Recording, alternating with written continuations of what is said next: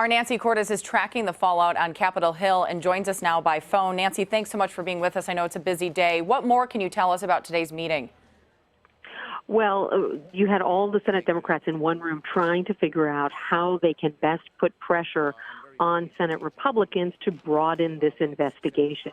Right now, it's solely the purview of the Senate Intelligence Committee. They've been looking for some time into Russian meddling in the U.S. election in November, but Democrats argue that other committees now need to start looking into this as well. Maybe the Senate Judiciary Committee, maybe the Foreign Relations Committee, maybe you need an entirely new committee just to look at the relationship between the White House and Russia. So they're looking for every way that they can try to pressure Republicans to agree to that. Don't have a lot of power. Republicans, however, are starting to say that perhaps this investigation should broaden out. Perhaps it's not just an intelligence matter. Maybe it is a foreign affairs matter.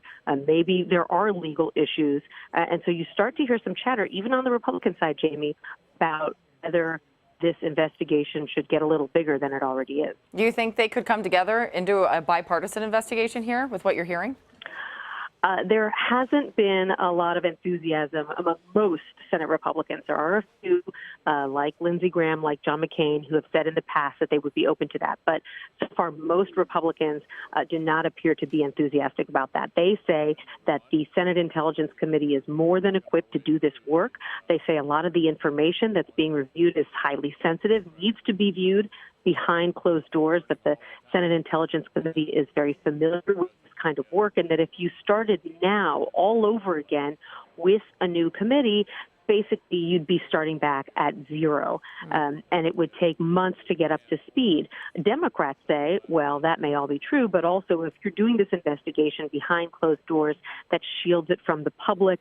The public has a right to know what's going on, and they know that if you have a big bipartisan committee looking at this, that it's going to draw more attention. Yeah, that makes sense. I want to ask you, Senator Schumer did make several demands today during this press conference. One was that Attorney General Jeff Sessions recuse himself. Do you think there's any chance Republicans will accept that, Nancy?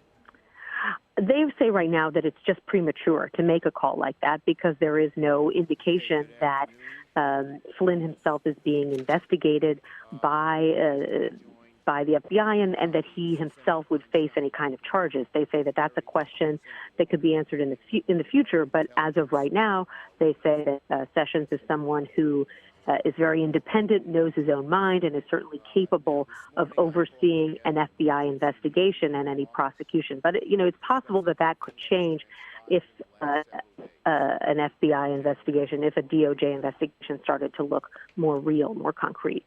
Okay, Nancy Cordes tracking all this for us from Capitol Hill by phone. Thank you so much. We appreciate it. You're welcome.